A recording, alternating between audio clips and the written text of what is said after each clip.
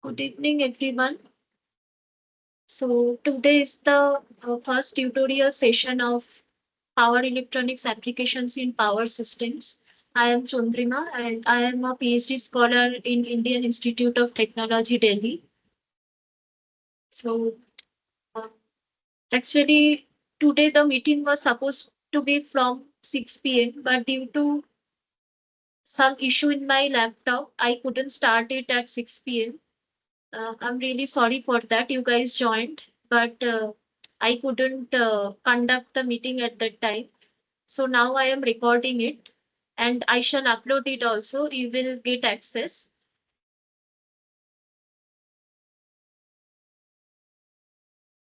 So in the first meeting of applications of power electronics in power systems, in the first week lecture, what I shall discuss is first I will briefly summarize the content and then I shall proceed to the numericals. This week, the content was basically the basics of active and reactive power in single phase circuit as well as three phase circuit, and also a bit about reactive power compensation. Right.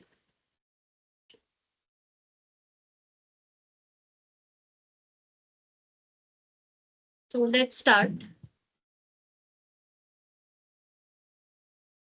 So basically, there are two different types of circuits in electrical domain. First is the DC power. So for DC, the current and voltage they are unidirectional. There is only a single polarity, and that's why. And another one is AC power, where the voltage and current they are time varying in nature. They vary with time, right? So basically, in DC, suppose you have a voltage like this, which is perfectly constant, and you have a current, which is also constant. So this is my V, this is my I.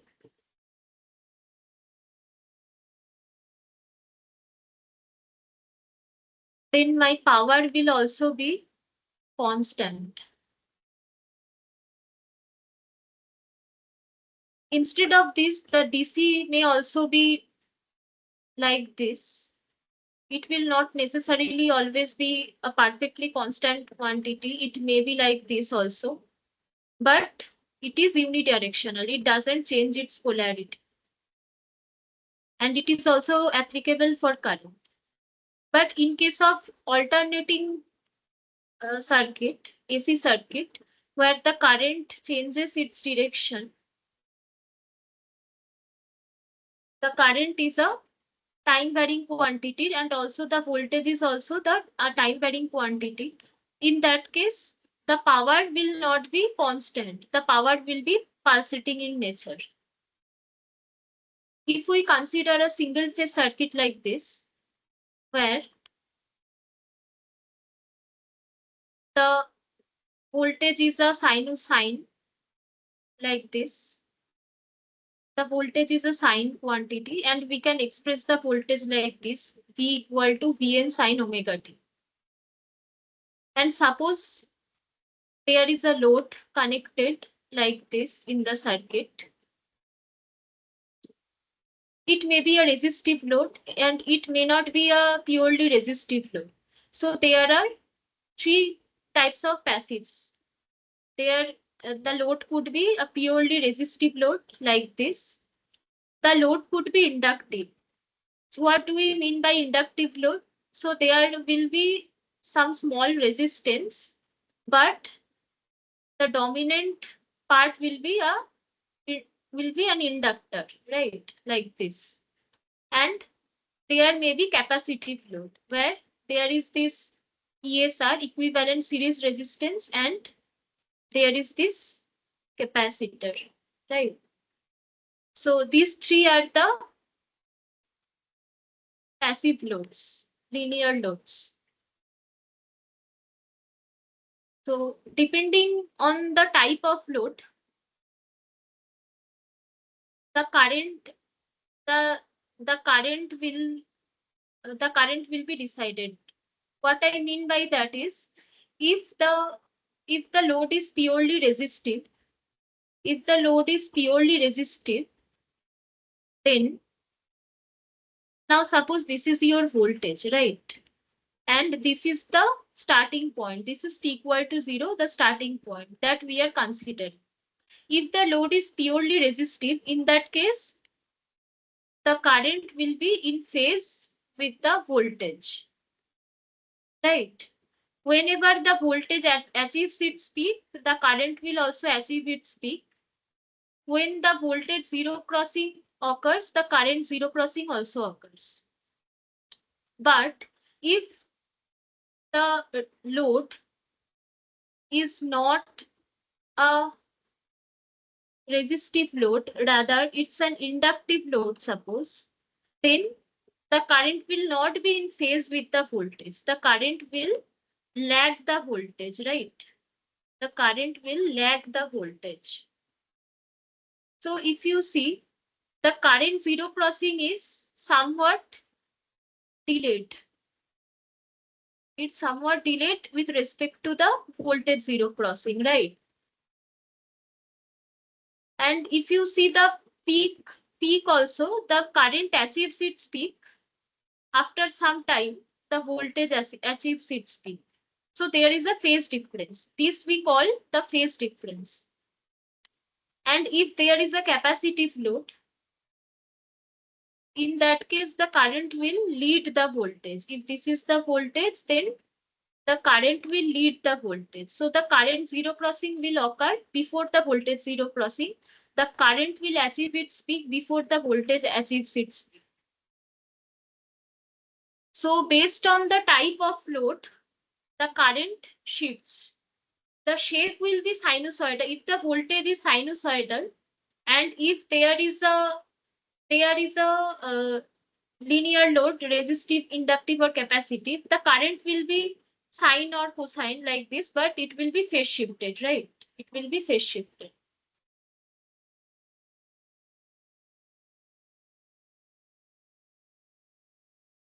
Now, if we try to calculate the power in a single phase system, the instantaneous power is what? So the generic formula, this is applicable everywhere. The formula for instantaneous power in an AC in any circuit is V times I, where V is my voltage and I is the current. So this is the voltage expression, this is the current expression here. If we multiply them and simplify the expression, then we get an expression something like this. You can clearly see there are two portions to this. There are two portions. The first portion is this, and the second portion is this, which has been indicated by P1 and P2, right? So P1 is P times 1 minus cos 2 omega t, and P2 is Q times sine 2 omega t. What are these two quantities? Let's see. Here, the power for a single phase system has been drawn. Okay. So this is P1. This first portion is P1. This is P1. And this second portion is P2. If you follow this blue line, this is P1, right? If you see, this is also this power is pulsating in nature, but it has an average value. This power is pulsating, but it has an average value. It is varying from 0 to some value, right? But it has some average. There is some DC, and over that there is some pulsating AC, right? There is some AC. So DC and AC, they are superimposed in this power. And that is also evident from this expression. if you see, so this is P times 1 minus cos 2 omega t. So this is P minus P cos 2 omega t. So P minus P cos 2 omega t. Right. So there is the DC, there is this DC, and there is this cosine quantity, right? So the average of this is 0, obviously. We know that the average of any sine or cosine quantity is 0, but this is a DC value, this P, which is Pi cos phi. Another portion is this P2, which is purely sinusoidal, right? Which is a pure sine quantity. This Q sine or cosine, like this Q sine 2 omega t, it has zero average value. It has zero average value. It has a peak, and it is a purely AC quantity, right? It doesn't have any DC offset.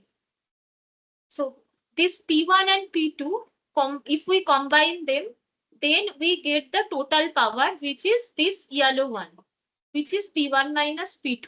So it has some small amount of negative portion, as you can see, and it has a substantial positive portion, right?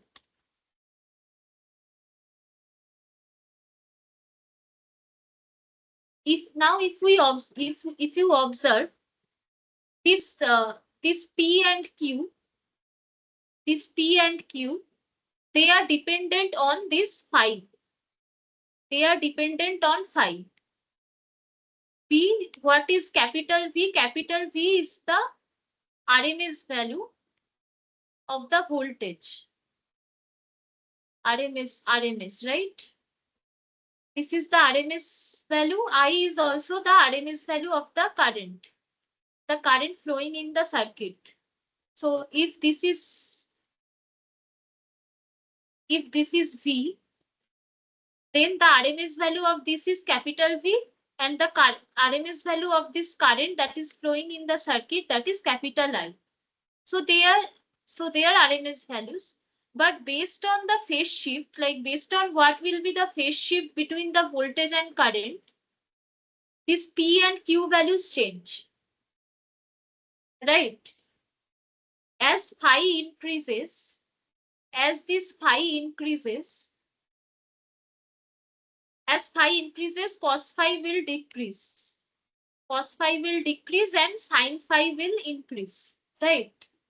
So as phi increases, this Vi cos phi decreases and Vi sin phi increases, right? That's what we will see. Here, these two figures are given at two different phi values. Phi is the phase shift between voltage and current. So for phi is equal to 30 degree, you see this negative portion is lesser compared to this one, where the negative portion is more compared to this left hand side picture, right? This negative portion is more. And if you see this red one, its peak value is what? The peak value of this red one is nothing but Q, right? That we saw. The peak value of this red waveform, that is Q. We saw as phi increases, Q will also increase, because there is a sin phi in the expression of Q.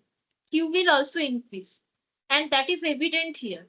Here you see the peak value is somewhere between 0.5 and 1, but here if you see, the peak value is slightly more than 1. So it has increased as the phi has increased, right?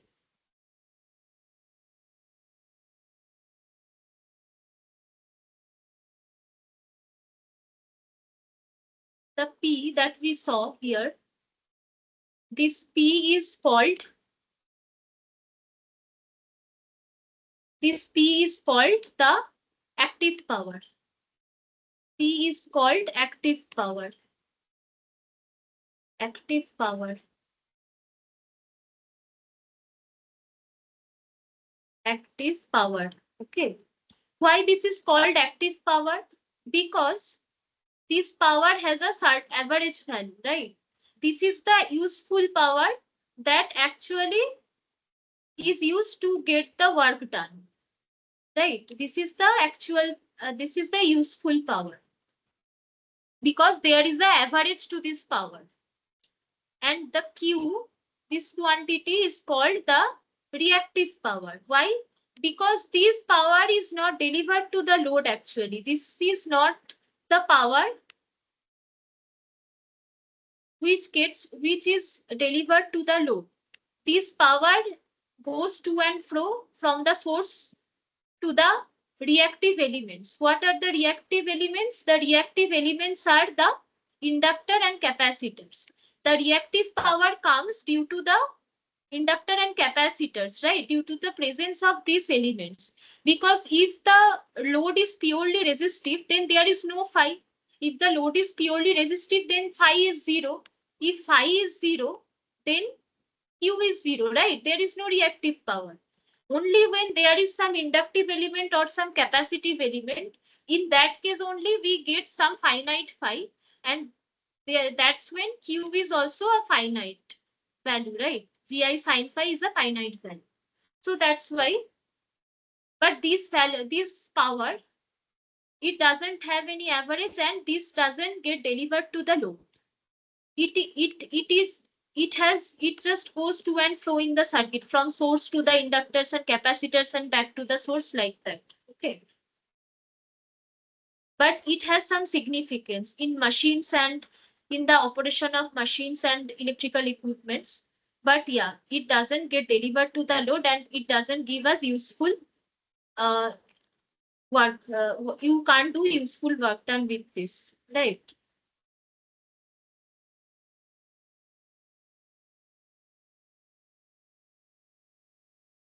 Now, if we talk about the three-phase circuit, for three-phase circuit, there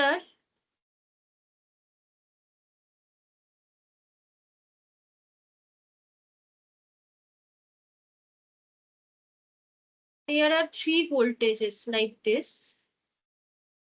There are three voltages, right? Suppose. So I am drawing a star connection. Suppose this is my neutral and these are the three voltage sources, three voltages. Suppose VA, VB and VC. And there we are assuming that they are balanced. They are balanced means what? That they have the same peak value. So if you see here, both all three of them has the same peak value, right? And they are 120-degree phase apart. So VB is 120-degree lagging with respect to VA. If this is my reference, then VB is 120-degree lagging and VC is 240-degree lagging. So they are perfectly balanced and 120-degree shifted from each other, right?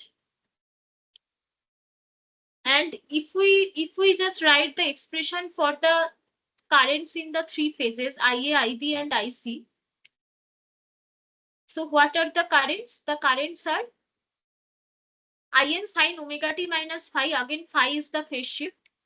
And IB is omega t minus 120-degree minus phi again. And this is also omega t minus 240-degree minus phi. So there is a phase shift of phi.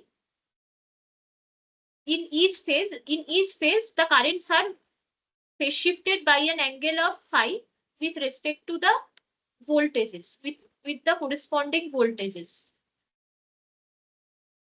Here, what will be the instantaneous power in three-phase system? In a three-phase system, as there are three phases, so the instantaneous power will be the multiplication of the individual voltages and currents. So VAIA, VAIA plus VBIB plus VBIB plus VCIC, right? Plus VCIC. That would be the instantaneous power.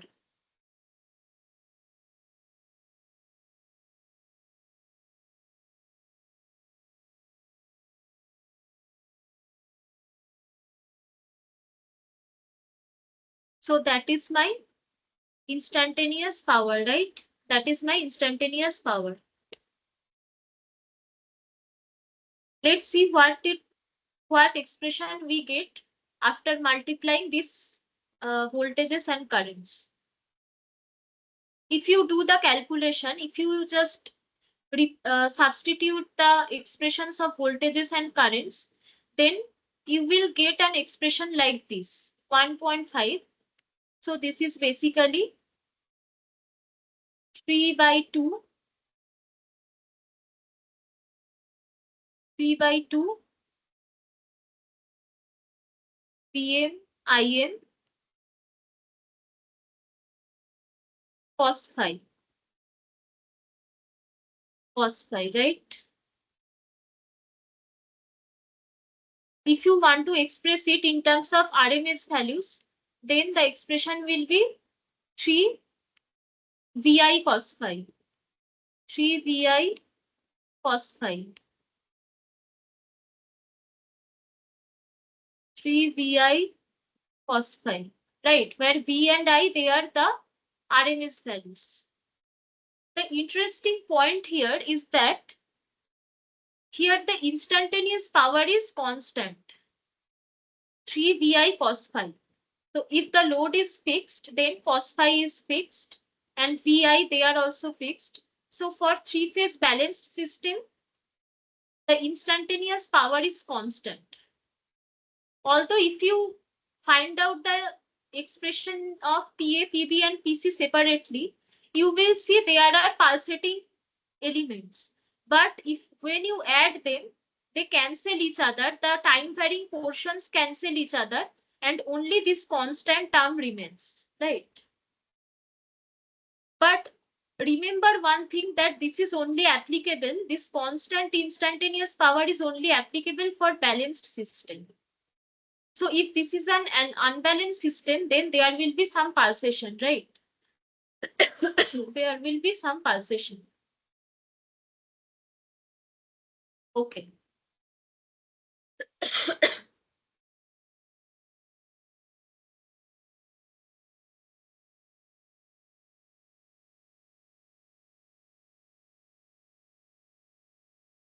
The next topic is reactive power compensation, right? So what is reactive power compensation and why do we need it? As we already discussed in earlier, if there is some inductive or some capacitive element in the load, then the power factor will not be unity. The power factor, what is power factor? Power factor is nothing but cos phi. Power factor is cos phi. If the load is not purely resistive, your power factor will be less than 1. Okay. Power factor will not be unity. We only get unity power factor when the load is purely resistive. And when power factor is not unity, when the load is either inductive or capacitive, right? So consider a scenario where this is the source voltage Vs. This is a single phase AC source. This is the connecting cable. The cable has its own impedance X and the current is flowing. Here the load is connected like this. The voltage across the load is VR. So this is the sending end, this is the receiving end. If we draw the phasor diagram, so phasor diagram is a representation to represent the electrical quantities in vector forms. So suppose the voltage across, we need to first fix a reference. first we need to fix the reference parameter. What will be the reference for us? So the reference here, we will take VR, which is the voltage across the load. This is the reference. Now here you see there is a reactance of the cable, which is denoted by X, right? So obviously the current will be usually that is inductive reactance, so the current will be lagging the voltage. That's why the current is drawn like this. It lags the voltage by an angle theta L, right? By an angle theta L. And so if we just draw this phasor, the drop across this reactance X, if we calculate, that will be what? That will be I times X, and that will be J, because it is orthogonal to the current, right? So this is orthogonal to the current like this. And if we add these two drops, because if you do KVL, you will get this equation where Vs equal to VR plus JIX. If you just add this, then you will get Vs. If you add this VR and JIX, you will get Vs, which is the sending end voltage, the source voltage. And you can see this sending end voltage is higher than VR. Sending end voltage Vs here is higher than VR. Why? Because of the presence of the reactive elements. Right. If we want to make this sending end voltage and receiving end voltage equal, then we need to do reactive power compensation. And reactive power compensation can be done in two ways. First is load compensation, load reactive power compensation, and another one is source compensation. Okay. We shall discuss what are the two different things. What is load compensation? What is source compensation? You can also refer to the lecture notes or the lecture videos. There it is clearly explained what is load compensation and what is source compensation. In load compensation, actually, we partially compensate the reactive power so that the difference between Vs and VR reduce. Whereas in source compensation, we try to make the sending end voltage and receiving end voltage equal, exactly equal. Okay. So in load compensation, the difference is partially reduced. So the difference is partially reduced, but there is still some difference between Vs and VR. But in source compensation, we make Vs equal to VR. Okay, Vs is equal to VR. Equal to VR. Here, VR is less than Vs, but the difference reduces. The difference reduces. Del V reduces. Okay, del V reduces.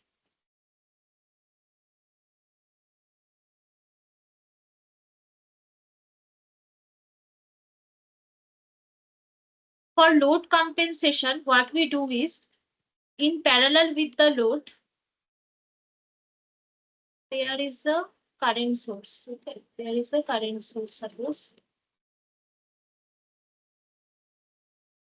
if we break JIX, there will be a horizontal component, there will be a vertical component. So this is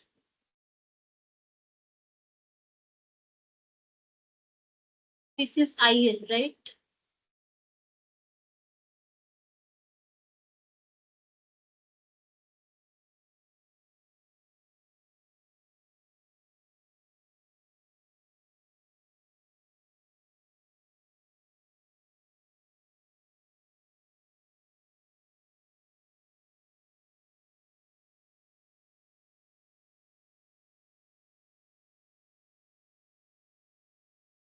Now if you can compensate this one, So this is my JIX, right?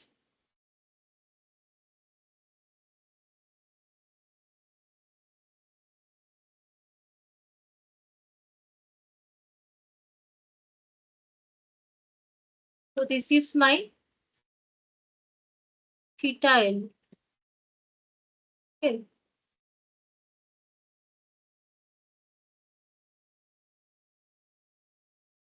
So this is my IX cos theta.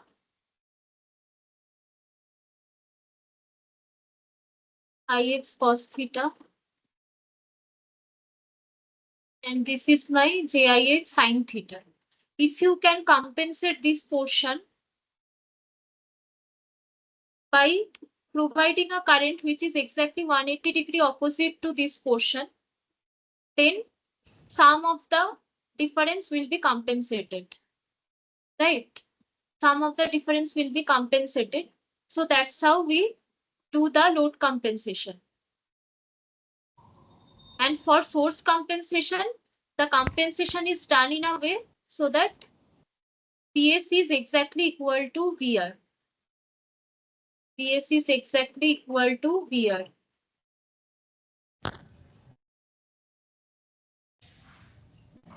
Right? Okay.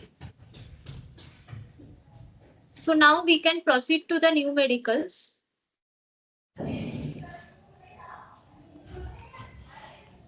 Let's proceed to the numericals. The first numerical is the power factor of a purely inductive load is. So we already know about the different kinds of loads. First is the purely resistive load. Second one is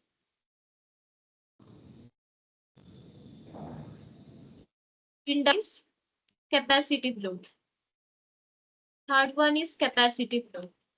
These are the basic three loads. Here they are asking for a purely inductive load. There is only inductor, no other element is there, right? So what will be the power factor? For purely inductive load, we know, suppose if this is your source voltage, if we draw it, suppose this is your source voltage, right? Then your current will be 90-degree phase apart with respect to the voltage. If this is your V, then just let me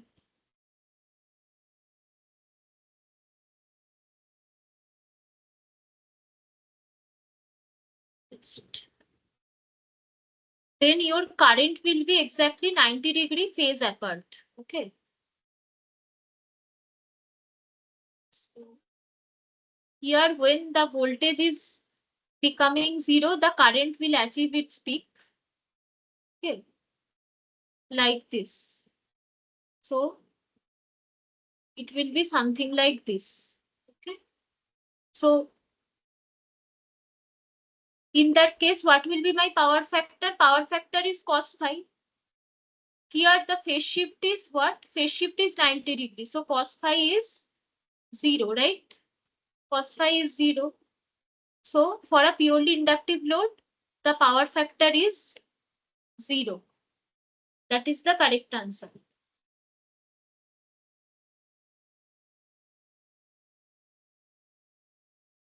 What is the second question? The second question is which of the following is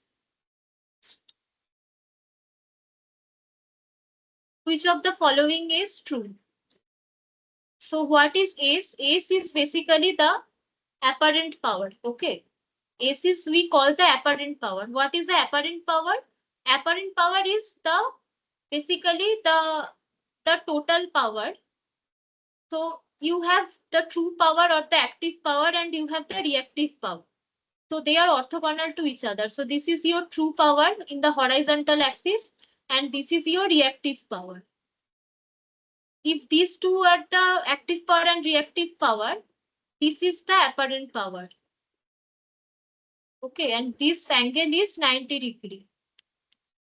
So obviously, apparent power is denoted by S, active power is denoted by P, and reactive power is denoted by Q, right? So from the diagram itself, you can understand that. From the diagram itself, you can understand what is the correct answer. The correct answer is B. S equal to P square plus Q square. That is the correct answer. Okay.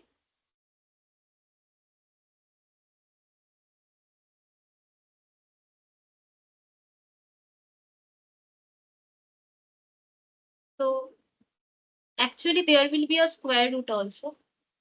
There will be a square root also here in the option. So yeah, that is the correct answer. Let's go to the next question. What it is saying, an AC circuit with resistance R equal to 2 ohm is supplied with a voltage waveform like this. The circuit, there is an AC circuit, okay, and the voltage waveform is like this. So there is a voltage source.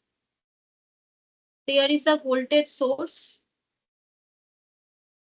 It has DC plus AC components, right? This is the source. And there is this load, which is a resistor, which is 2 ohm, right?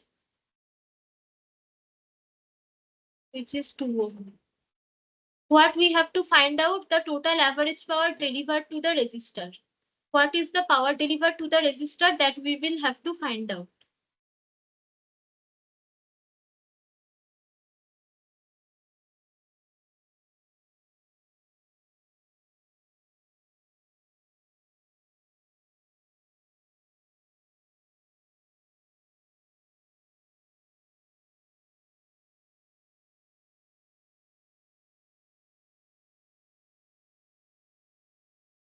Okay, let's see how we can find this out, right?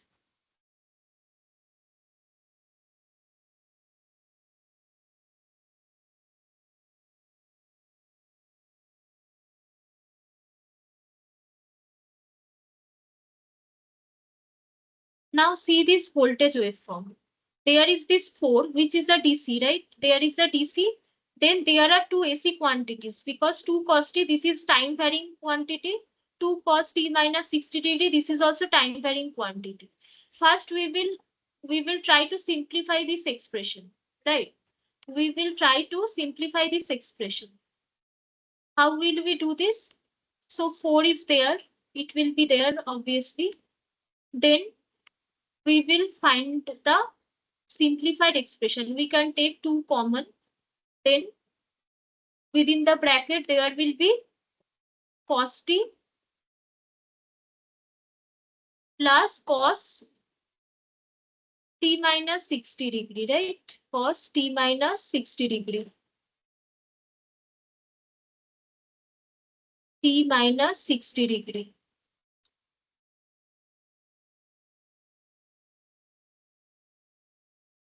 We can simplify this portion. What will be the simplified? The simplified expression will be 2 cos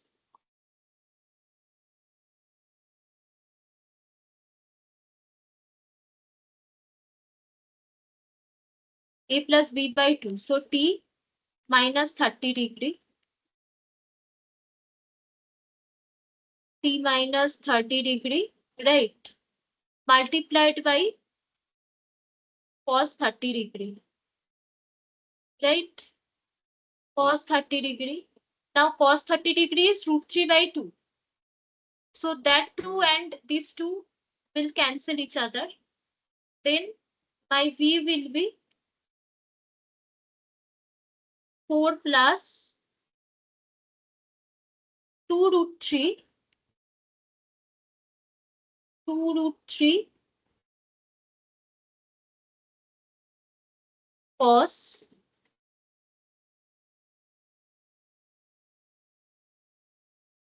t minus 30 degree.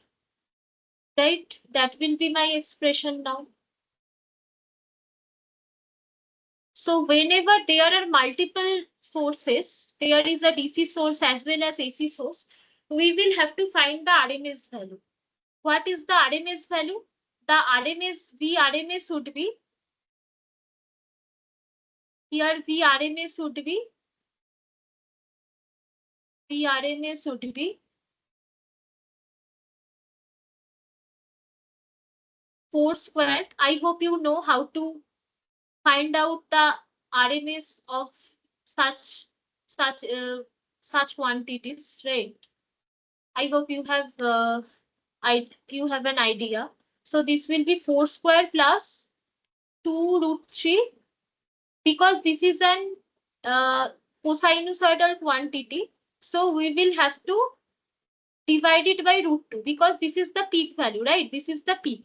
So the RMS is divided by root 2, and we will have to take the individual RMS values and then find the overall RMS like this. Find the overall RMS like this, okay? So how, so it comes out to be, I will just calculate it. So 16, so this will be root 6. So 6 plus 16, right? So this is root 22.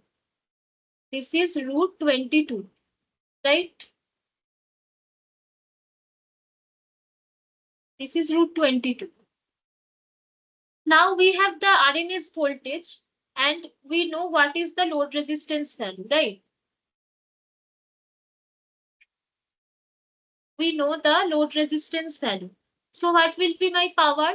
My power delivered to the load will be V RMS square divided by R, right? That is my power, V RMS square divided by R. Okay, that is my power. So which is 11 watt. So the correct answer here is 11 watt. Option C. I hope you understood.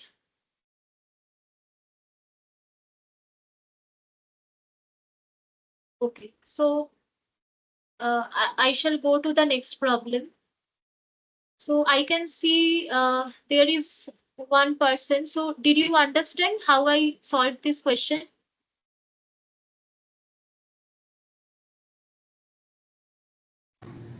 Yes, ma'am. Okay.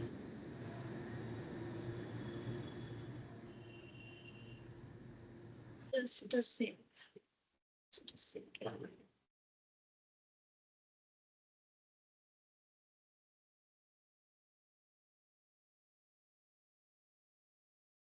Yeah, so did you understand? Actually, I couldn't hear you. Yeah, I understand, ma'am.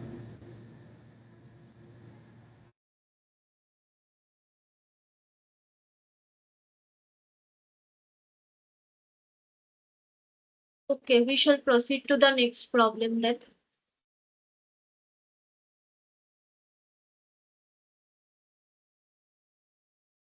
So what it is asking, there is a single phase AC, right? AC circuit. So the RMS voltage is given, the RMS current is given, power factor is given. What is the active power? What is the reactive power? What is the apparent power? This is a pretty straightforward question. So you can simply just calculate it like this. P is the active power. Active power is what? VRMS, IRMS, cos phi. That is the active power.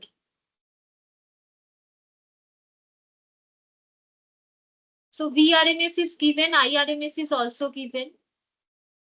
VRMS is 230, IRMS is 10. So multiplied by 10.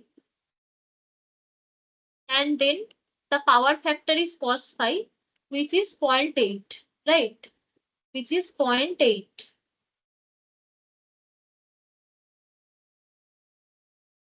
So it comes out to be 230 times 10 times 0.8. 1840 watt. That is the active power. 1840 watt.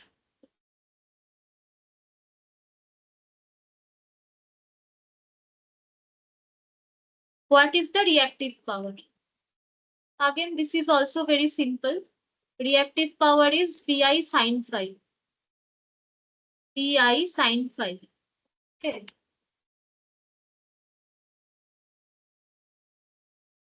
Vi sin phi.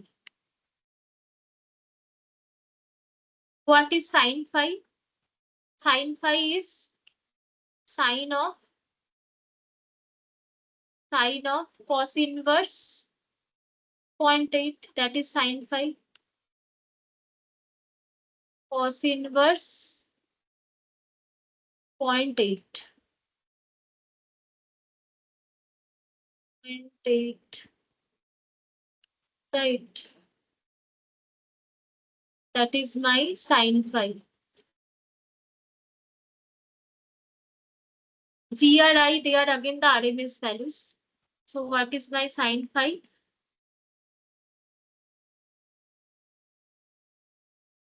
Sin phi is 0.6, right? So this is 230 times 10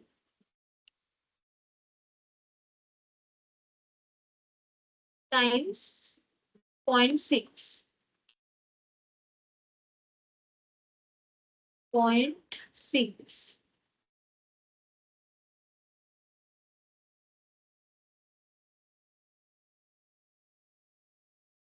So this is 1380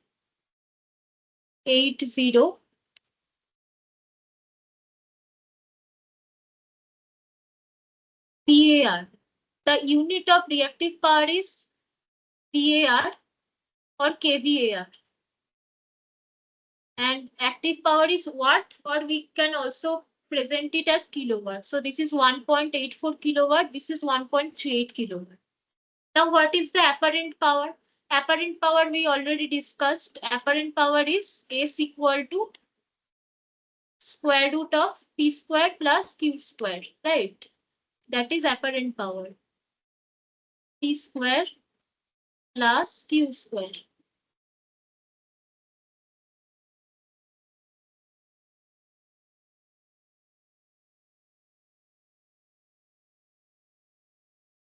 Plus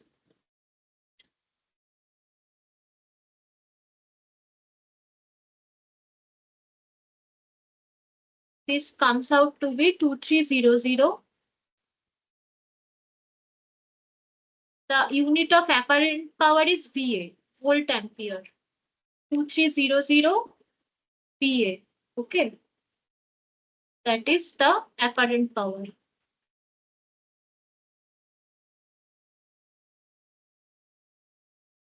This is a very straightforward question. Okay. So now let's go to the next question.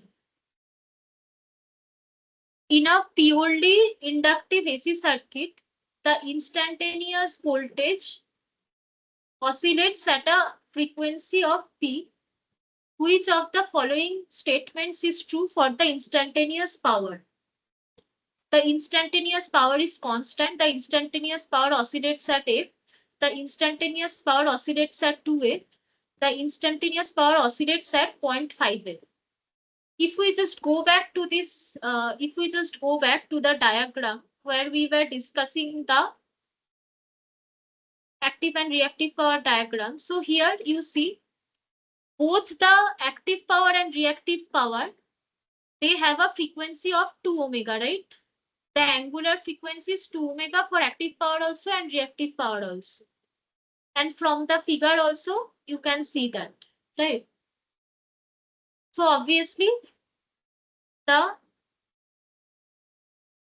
power will be, the instantaneous power oscillates at a frequency of 2F.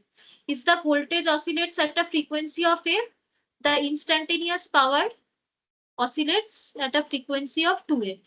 Option C is the correct option, right? Now we shall go to the next problem. Before that, I shall take a 5-minute break. After that, I shall continue to the next problem.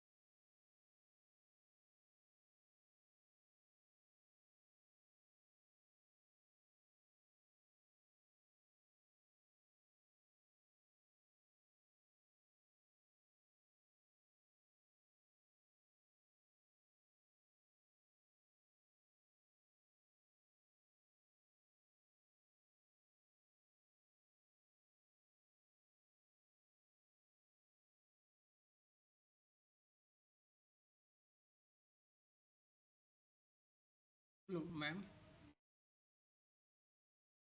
Hello. आपका mic बंद है।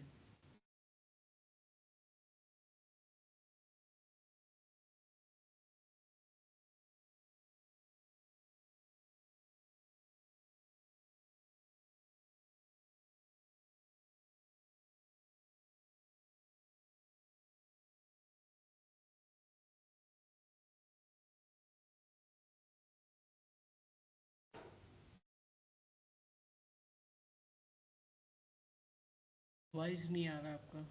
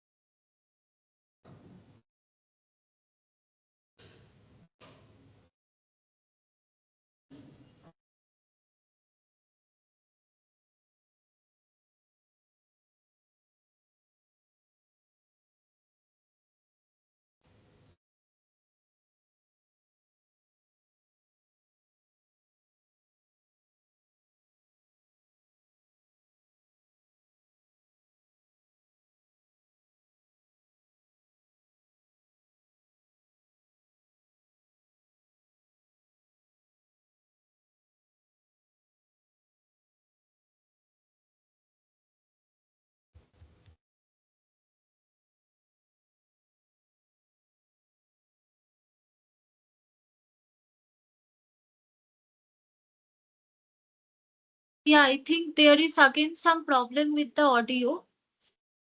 I think now it is okay, right? Yes, ma'am. Yes, ma'am. Okay.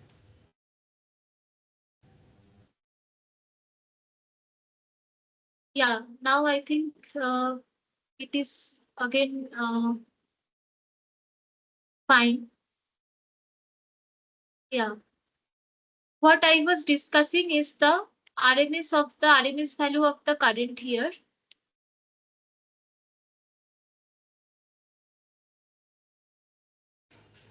So the power is given 2 kilowatt and the voltage is 230. Power factor is 0.6. Do you have any question? No, ma'am.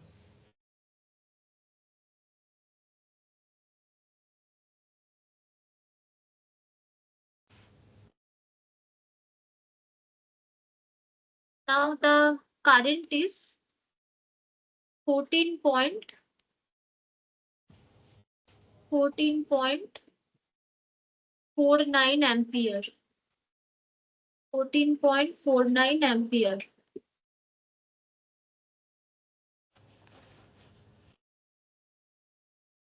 The reactive power here is Pi sin phi. Pi sin phi.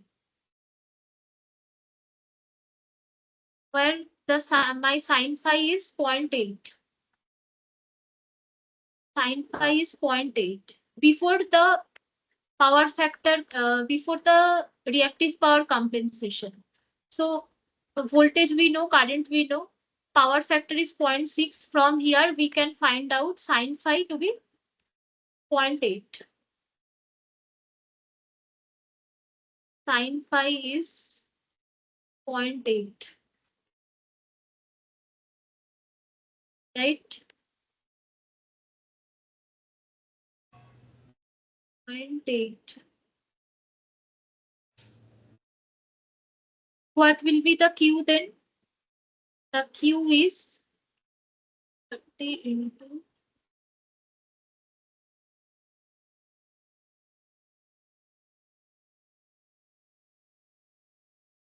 Q is 2666. Okay.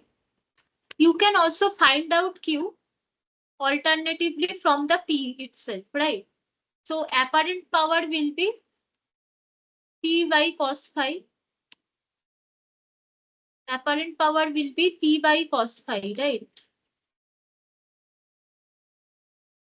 and then you can find out Q if you know both S and P. So Q will be square root of S square minus P square. Right. From here also you can find out the value of Q. So this is VAR. Okay. This is VAR.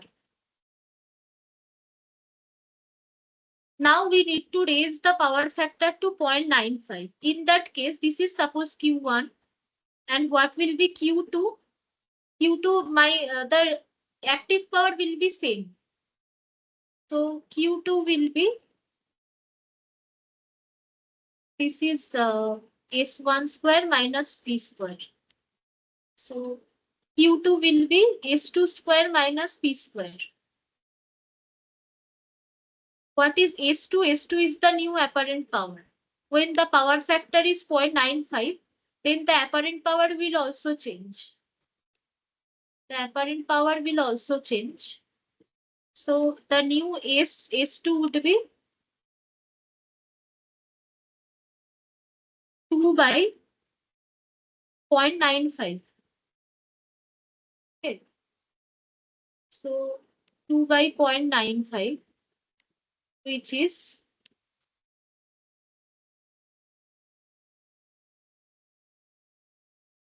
2 by 0.95 is what? 2.105. 2.105. 105. This is kVA, right? This is kVA.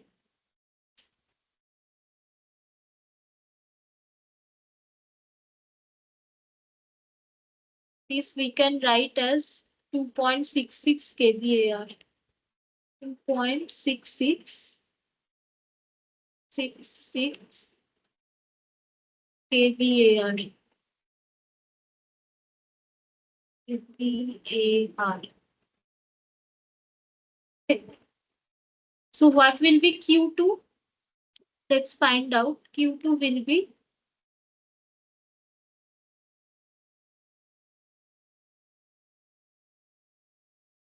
0.657. 0.657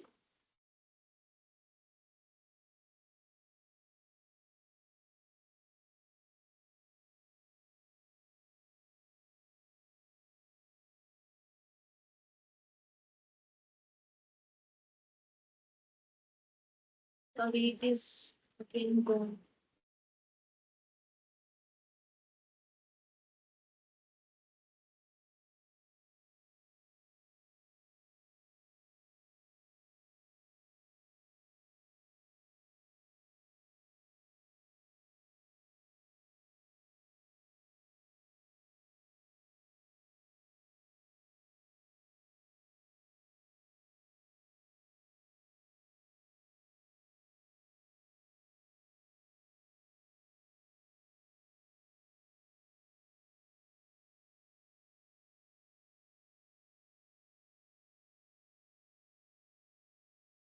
Yeah, sorry.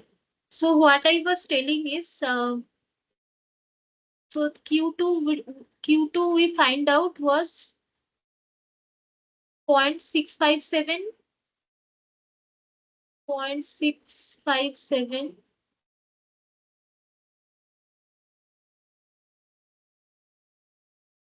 kVAR.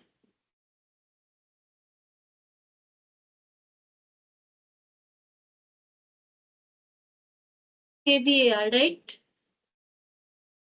Earlier Q1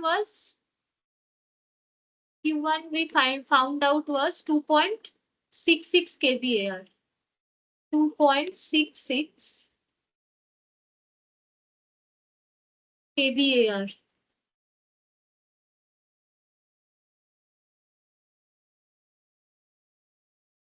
Okay.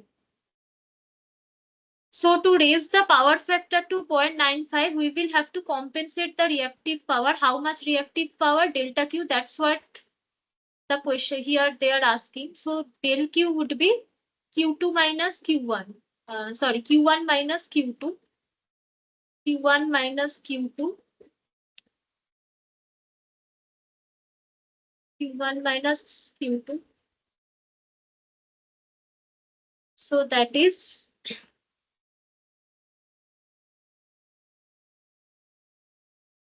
2 kVAR. So you will have to, this is a, if the power factor here is lagging, that means the load is inductive. You will have to provide 2 kVAR of reactive power so that the power factor improves and it comes to 0.95. Okay. So this is lag. This is lag. You will have to provide this much amount of reactive power. Okay. Okay. So let's go to the next problem.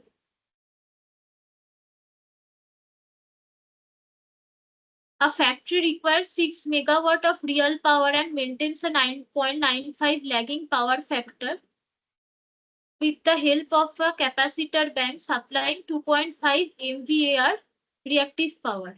If the capacitor bank fails, what will be the new power factor? So here, reactive power compensation has been implemented, and the capacitor bank is providing 2.5 megawatt of reactive power. If the capacitor bank fails, then what will be the new power factor? Obviously, it is very obvious that the power factor will reduce, right? From 0.95, it will reduce to a lower value. And what is that value? That we will have to calculate. P is given, active power is given as, what is the active?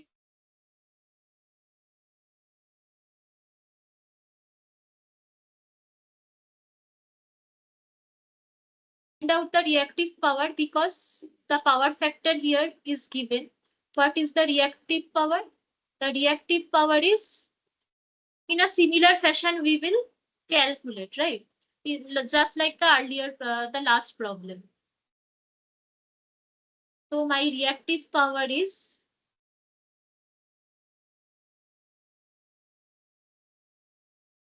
1.97 megawatt,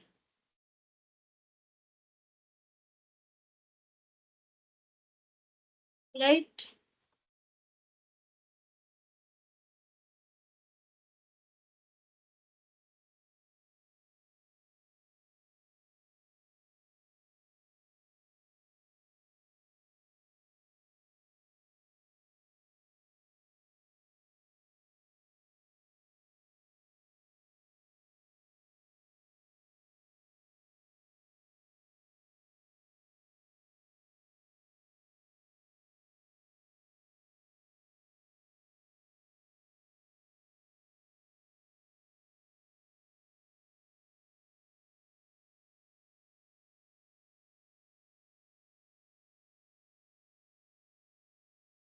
The reactive power is 1.97 megawatt. The capacitor is providing this much 2.5 megawatt. So the total, this is Q1. The total Q is Q1 plus 2.5. Q1 plus 2.5 because that is the total reactive power, right? Capacitor is providing this much extra reactive power.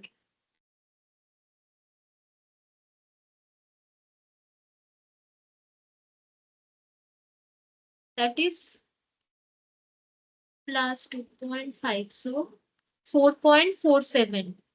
4.47 megawatt, right? When the capacitor bank is not present, then it will not provide any reactive power compensation. In that case, this total reactive power will have to come from the source. and in that case the power factor will degrade. What will be the power factor in that case? The power, what is S will now, S will be, in that case S will be this 6 square, that is the active power, it remains the same, 6 square plus 4.47 square. Okay, that is my apparent power. In second case, when capacitor bank is absent, what is S? S is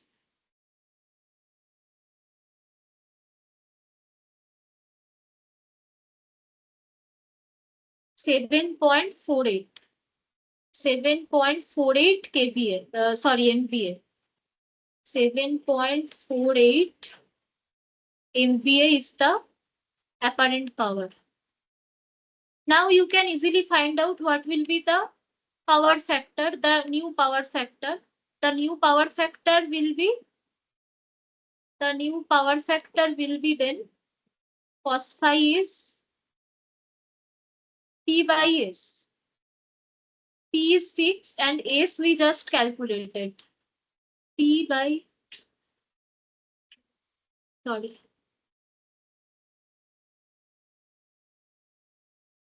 P by S, right? What is P by S? That is 0.8. 0.8, and obviously it will be lagging power factor. Earlier also it was lagging. Now there is no reactive power compensation, so it will be further a lagging power factor. The correct option is option B, 0.8 lagging. Okay. Okay. So let's go to the next problem. Yeah. So this is an interesting problem. What is it saying? A single phase load draws 4 kilowatt of power. So this is the active power. Active power is given. P is given. With power factor of 0.8 lagging from a 230 volt 50 hertz supply, find the capacitance required to bring the overall power factor to 0.9 lagging. So now you will have to calculate the required amount of capacitance so that you can bring down, raise the power factor from 0.8 to 0.9. Okay, that is the question. How to solve it? First few steps are similar to previous problems. What you need to do is, first, obviously, you need to find out Q. The Q when the power factor is 0.8 lagging and the Q when it will be 0.9 lagging. Okay. So Q1 is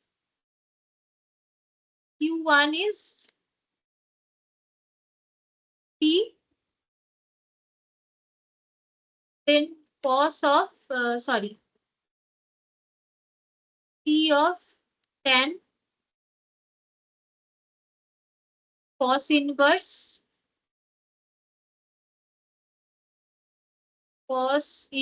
phi. This is the same thing. You can also find out from the apparent power.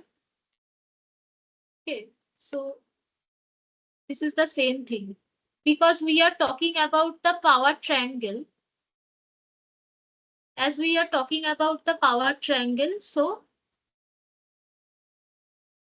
just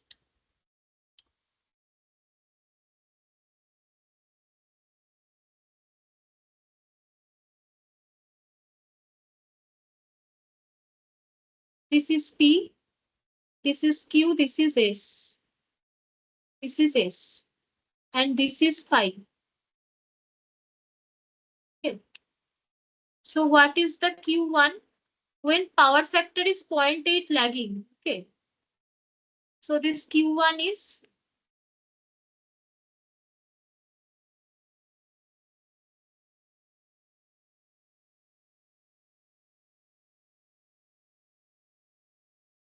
this is 3 kVAR. Okay. This is 3 kVAR.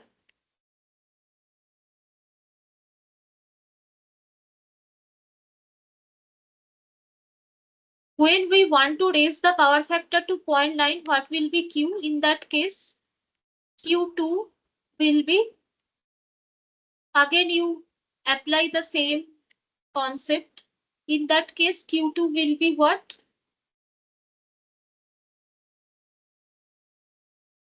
Cos inverse 0.9 is what? 25.84 degree. And tan 25.84 degree is 0.48. So in that case, Q is 1.937. 1.937 kVAR, right?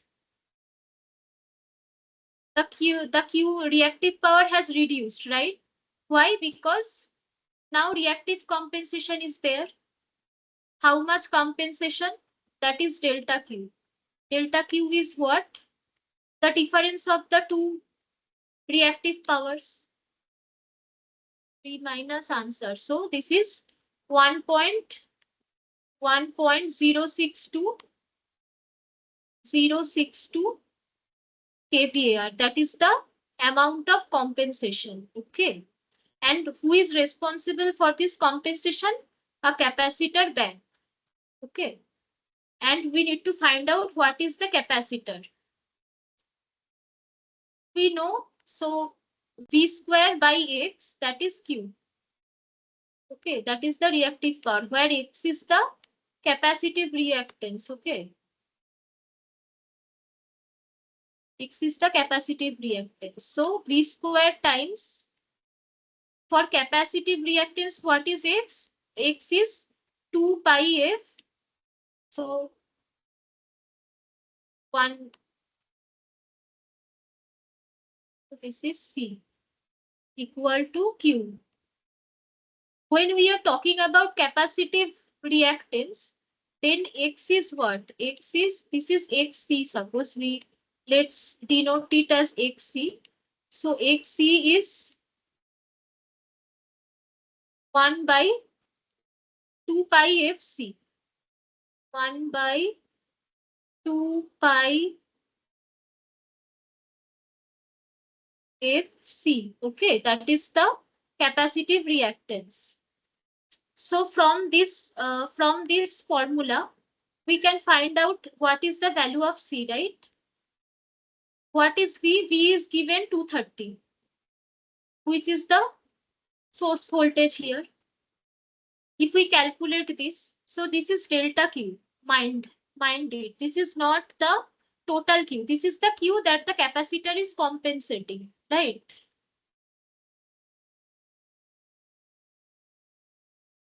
This is delta Q. From here, what you can find out? You can find out the value of C. Delta Q is 1.062 kVAR. Okay. Divided by 230 square multiplied by 2 pi into 50. 50 hertz is the frequency. So this comes out to be 63.9 micro something. So the closest option is 64. Okay. That is the closest option. So option A is the correct option. Okay.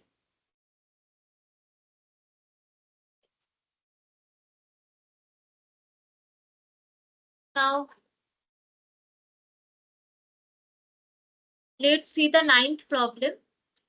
A workshop operates a welding machine drawing 12 kVA at 0.85 lagging power factor for 3 hours each day. If the utility charges rupees 8 per kilowatt hour, what is the daily energy bill? So whenever in a factory, some machine is running and it is drawing some power, the utility will charge some charge, right? Based on the power consumption. Here the utility is charging rupees 8 per kilowatt hour. So what is the daily energy bill?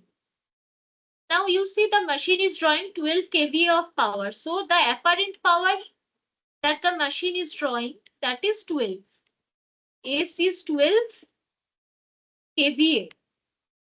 But the energy bill is processed based on the kilowatt hour, the active power. So we need to find out the active power. So this is very simple. What is active power? Active power is S cos phi. S cos phi. The power factor is already given 0.85, right? So power factor is already given 0.85. So 12 multiplied by 0.85, which is 10.2. This is 10.2, 10.2 kilowatt. Kilowatt. The machine runs for 3 hours. So what is the energy consumption? The energy consumption is power multiplied by the hour. So 10.2 multiplied by 3.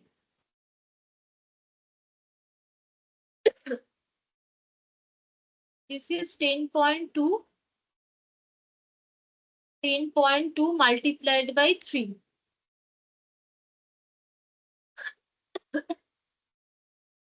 So this is 30.6. 30.6 kilowatt hour. Okay. That is the energy consumption.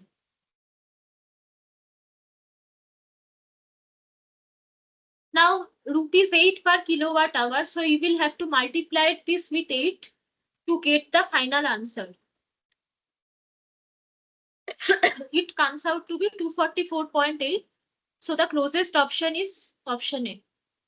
Okay, that is the energy bill.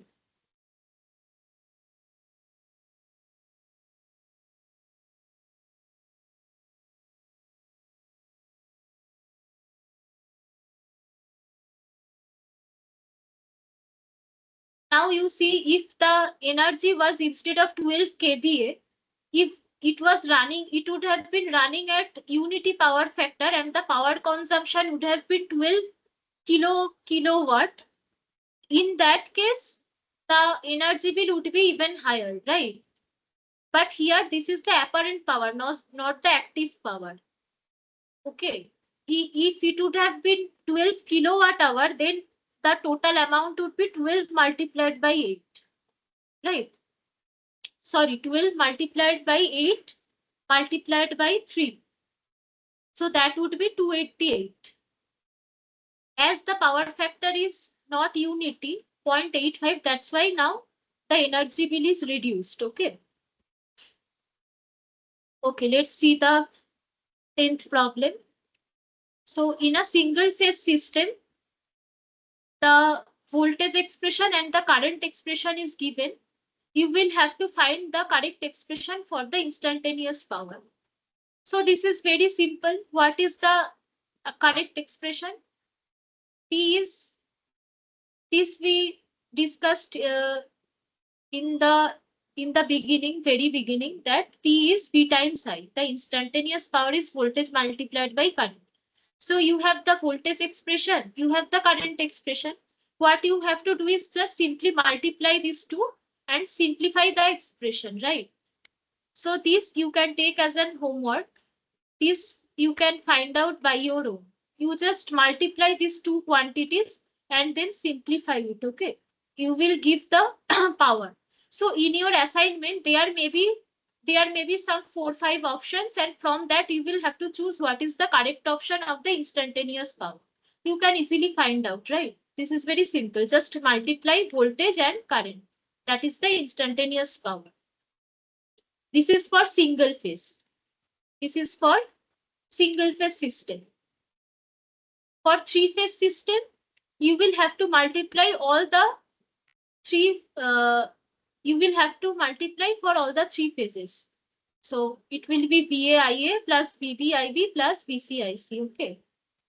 VAIA plus VBIB plus VCIC.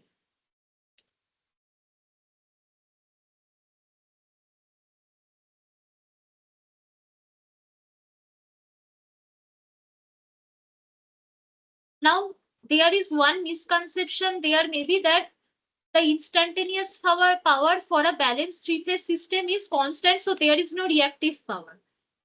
If you see for individual phases, there is reactive power, but when they are added, when we get the summation adds up to zero. But for individual phases, there will be reactive power. Okay. This is for three phase.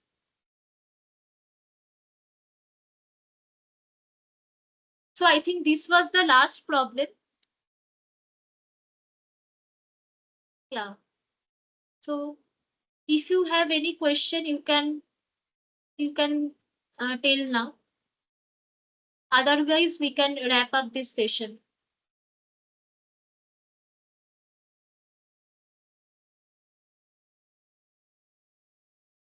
Ma'am, can you explain seventh number question again?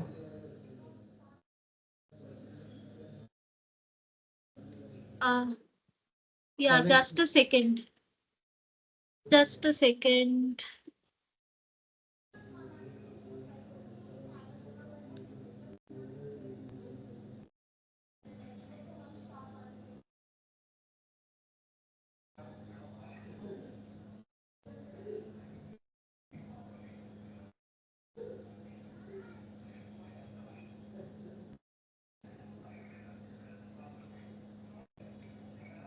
Yeah, now, please tell what you were saying. Seventh number question.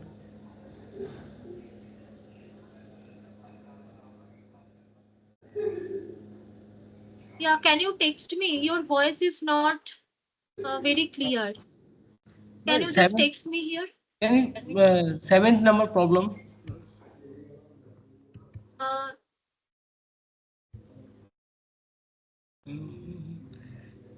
Chat not available.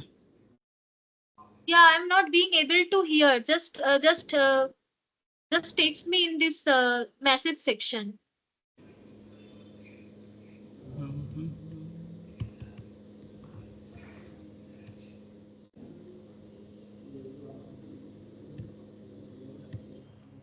Uh, Ma'am, chat is not available. So can you explain the seventh number problem? Problem number seven. Problem number 5, Seven. 7. Yes, ma'am. This one. Yeah. This is What is the doubt? Q1. How you find Q1? How I found out the Q? Q1, ma'am. Q1. Acha. Okay. So basically, see, the power factor is given 0.95 lagging, right? And the Yes. active power is given 6 megawatt. Hmm. If the active power is given and the power factor is given, you can find out what is the apparent power, right? Hmm. Uh, so you can find out what is the apparent power. Apparent power will be 6 by 0.95. 6 by 0.95. Okay. You just follow the power triangle and you will understand. So S active power is S cos phi. Okay. This is S and this is P. So from here you can find out what is S, and Q is root over of S square minus P square. Okay. Yes, That ma'am. is your Q. That's how I have found out. Okay.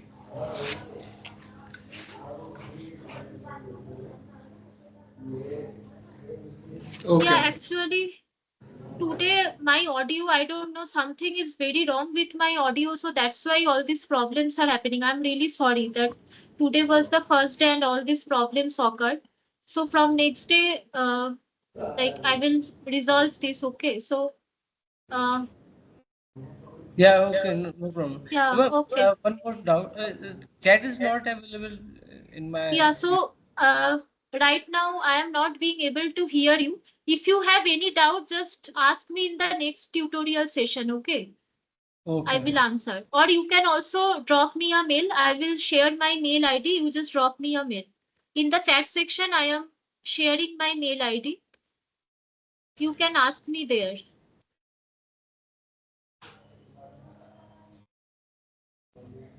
Okay. Or in the next class, you can ask me. I will answer your doubts. I'm really sorry for today's problems. Ma'am, Yeah. So, yeah, can thank you. Thank you for joining.